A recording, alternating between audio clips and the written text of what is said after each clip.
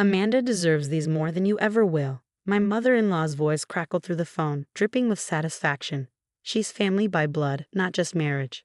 Besides, you're too busy with your hospital work to appreciate such beautiful pieces. My name is Sofia Martinez, and at 32, I was listening to my mother-in-law justify stealing my grandmother's jewelry collection while I was working a 36-hour shift in the emergency room. The same collection that had been in my family for 4 generations, passed down from mother to daughter, each piece carrying stories of strength, love, and survival. Diana, I kept my voice steady despite the rage building inside me. Those pieces aren't just jewelry. They're my family's legacy. My grandmother survived World War II with nothing but those pieces hidden in her coat lining. Well, they're with real family now, she replied smugly. Amanda's already wearing the sapphire necklace to her dinner party tonight. It looks much better on her than it ever did on you. I gripped my phone tighter, thinking about my sister-in-law Amanda parading around in my grandmother's prized sapphire necklace. The same necklace my grandmother had worn when she fled Europe, the one she used to barter for safe passage across the border. Each piece in that collection had a story, a purpose beyond its monetary value. What Diana didn't know was that I'd been expecting something like this. After 15 years of marriage to her son Michael, I'd learned to anticipate her schemes. That's why I'd taken precautions months ago. I hope Amanda enjoys them, I said calmly, ending the call before Diana could respond. My hands shook as I pulled up the insurance company's number. 6 months ago, I'd had every piece professionally appraised and insured, complete with detailed photographs and documentation of their historical significance. I'd also installed a hidden camera in my jewelry box after noticing things slightly out of place whenever Diana visited. The timing wasn't coincidental. Diana had chosen this weekend specifically because she knew I'd be working back-to-back shifts at the hospital. What she didn't know was that Michael, her precious son, had helped me set up the security system after her last attempt to reorganize my belongings. "Your mother's getting worse," he'd said while installing the camera. "She needs to understand boundaries." I dialed the insurance company, then the police. Within an hour, I had filed both an insurance claim and a theft report. The hidden camera footage showed Diana clearly entering our bedroom, examining each piece and carefully packing them into her designer handbag. My phone buzzed with a text from Amanda. "Thanks for the early inheritance. The sapphire necklace is perfect for my charity gala next week." I smiled, taking a screenshot for evidence. Amanda had always been jealous of my relationship with Michael, her older brother. In her mind, he deserved everything I had simply because she was blood family. Diana had encouraged this attitude, constantly reminding me that I was an outsider who'd married into their prestigious family. What they'd forgotten was that I wasn't just an emergency room doctor. I was the granddaughter of a woman who'd outsmarted Nazi officers who taught me that sometimes the best revenge is patience and preparation.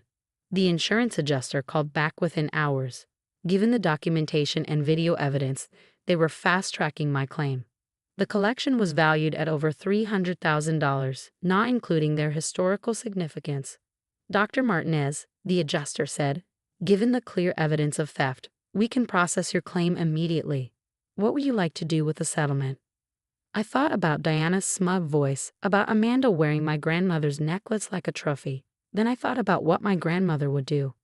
"I'd like to establish a scholarship," I said, my voice firm, "for children of war refugees seeking medical degrees in honor of my grandmother." The adjuster paused. "That's unusual. Most people would want to replace the jewelry." "These pieces helped my grandmother survive a war and build a new life," I explained. "It seems fitting they should help others do the same." As I finished the call, my phone buzzed again. This time it was Michael. "Mom just called, bragging about giving Amanda your grandmother's jewelry. Please tell me you had a plan for this." I sent him the insurance claim confirmation and police report. His response was immediate. "That's my girl." "Want me to tell them, or should we let them figure it out themselves?" "Let's wait," I replied. "Amanda's charity gala is next week. Wouldn't want to spoil her big entrance." I sat back in my office chair, feeling a strange mix of sadness and satisfaction. The jewelry was gone, yes, but my grandmother had always said material things were just tools for building a better future. Diana and Amanda thought they'd taken my family's legacy. They had no idea they'd just helped me create a new one. The next few days would change everything, but for now, I had patients to attend to. After all, my grandmother didn't survive a war by letting thieves distract her from what really mattered. The charity gala was being held at the city's most prestigious hotel, and Amanda had made sure everyone knew she'd be wearing family heirlooms for the occasion. The irony wasn't lost on me as I watched social media fill up with her pre-event photos. My grandmother's sapphire necklace gleaming against her neck. "Can you believe her?" Michael muttered, showing me another post where Amanda claimed the jewelry had always been meant for her. We were getting ready for the gala ourselves. Michael as a major donor and me as, well, the woman whose family jewelry was about to become the talk of the evening. I chose a simple black dress, elegant but understated. No jewelry except my wedding ring and the small golden pin my grandmother had managed to keep hidden even from the Nazis.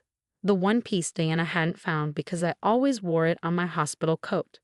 The police detective had called earlier that day. "Dr. Martinez, we have enough evidence to press charges. Would you like us to make the arrest at the event?" "No," I'd replied. "Let's handle this professionally. Send the official notification tomorrow." After all, I wasn't interested in public humiliation. I wanted justice. As we entered the gala, Diana immediately spotted us.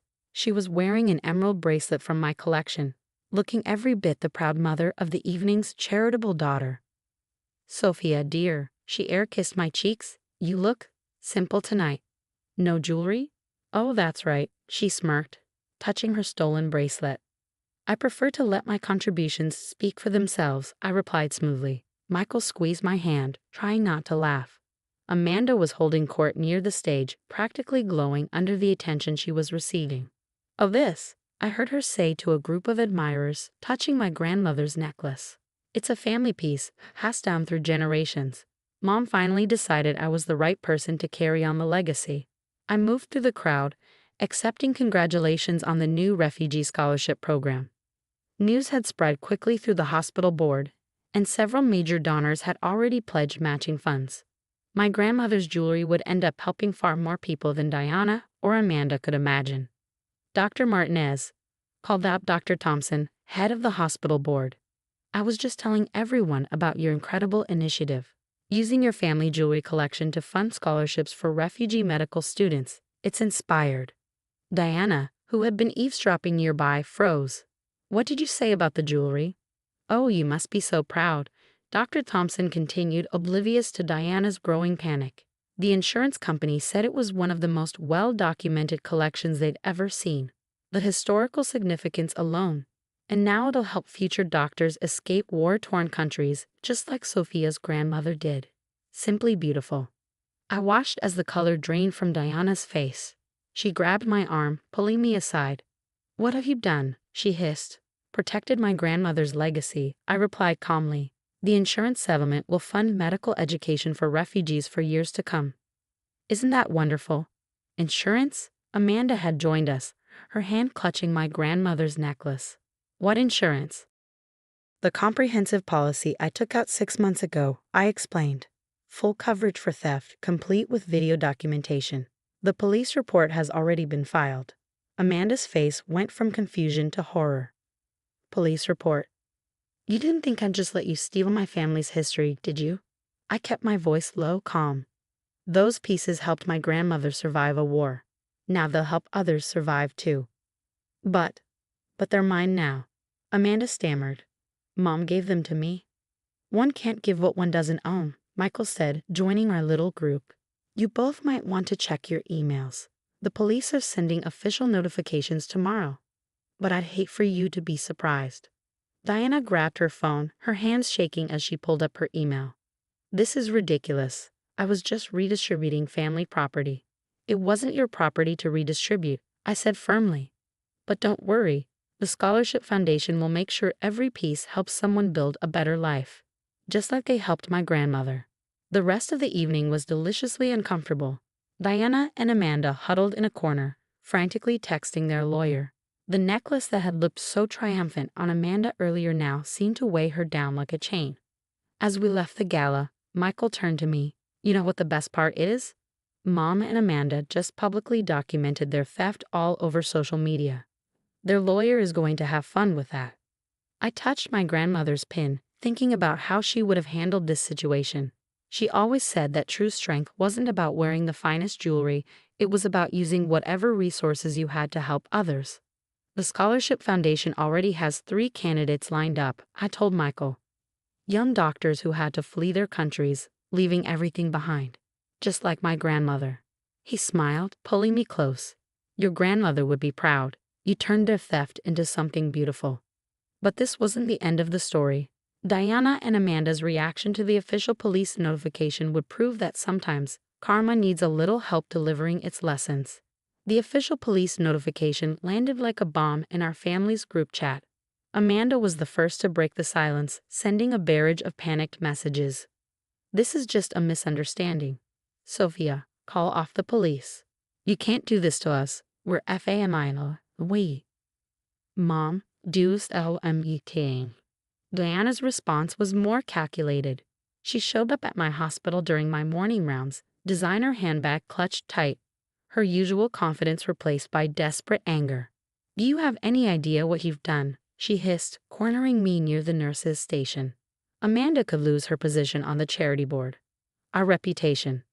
Your reputation. I interrupted, keeping my voice professional. You mean the reputation you built while stealing from your daughter-in-law? While teaching Amanda that it's okay to take what isn't hers. I was protecting our family's interests. Her voice rose, drawing attention from nearby staff. Those pieces belonged in our family. They were in our family, I replied calmly, until you decided to steal them. Now they're helping create new doctors, saving lives, building futures. I think my grandmother would prefer that to them being Amanda's party accessories. Security arrived before Diana could respond, escorting her out as she threatened lawsuits and social ruin. But the damage to her reputation was already done. Several hospital board members had witnessed her outburst. Later that afternoon, my lawyer called with an update. The insurance company had already transferred the full settlement to the Scholarship Foundation, and the police were moving forward with charges. Diana and Amanda had been officially served with court summons. They're trying to claim it was a family misunderstanding, my lawyer explained. But the video evidence, combined with their social media posts bragging about the jewelry, makes it pretty clear-cut theft. The foundation's first 3 scholarship recipients were announced the following week. Young doctors from Syria, Ukraine, and Afghanistan, each with stories that echoed my grandmother's journey. The local paper ran a feature story about the program, complete with photos of the stolen jewelry and its history. Diana and Amanda's response was to show up at our house unannounced, both in tears. We'll return everything, Amanda pleaded, placing my grandmother's necklace on the coffee table. Just drop the charges. Please, Sophia. My reputation can't handle this. I picked up the necklace, feeling its familiar weight. It's too late. The insurance settlement has already funded 3 scholarships. Those students are starting their medical residencies next month. But what about us? Diana demanded.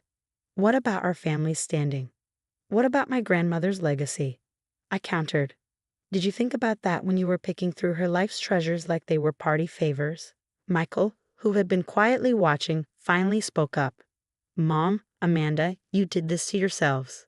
Sophia's turning your theft into something good. Be grateful she's not pushing for maximum charges. In the end, they accepted a plea deal, community service at a refugee resettlement center, and mandatory restitution payments to the Scholarship Foundation. The jewelry was returned and donated to a museum's World War II exhibition, where each piece could tell its story of survival and hope. The first scholarship recipient I met was Dr. Yara Hassan, a young woman who'd fled Syria with nothing but her medical books and dreams of becoming a surgeon. When I pinned my grandmother's small golden pin to her white coat, her eyes filled with tears. Your grandmother's jewelry helped her survive a war, she said, touching the pin reverently. Now it's helping us heal from ours. Diana and Amanda's community service turned out to be unexpectedly transformative. Working with refugee families, hearing their stories of loss and resilience, something changed in them. Amanda was the first to apologize sincerely. I never understood what these pieces meant, she admitted one evening, months later. To me, they were just beautiful things to show off. But meeting these families, hearing their stories, I get it now. Your grandmother's jewelry did exactly what it was meant to do. It's still saving lives. Diana took longer to come around, but watching the scholarship program grow seemed to soften her. When the second round of recipients was announced, I found her quietly crying at the ceremony. Your grandmother would be proud, she whispered, squeezing my hand. You protected her legacy better than I ever could have. The foundation has now funded 12 medical scholarships, creating a new generation of doctors who understand what it means to lose everything and build again. Each recipient wears a small pin during their white coat ceremony, not my grandmother's original, but replicas we have made, each carrying the same promise of hope and renewal. My grandmother's jewelry collection sits in the museum now, each piece telling its story of survival. But its real legacy lives on in emergency rooms and operating theaters across the country, where doctors who once fled war zones now save lives, wearing their pins as reminders that sometimes the greatest treasures are the ones that help others shine. Deanna and Amanda learned their lesson, but more importantly, they learned the true value of family legacy, not in gold or gems, but in the lives we touch and the hope we create. As my grandmother always said, the most precious things we own are the ones we give away.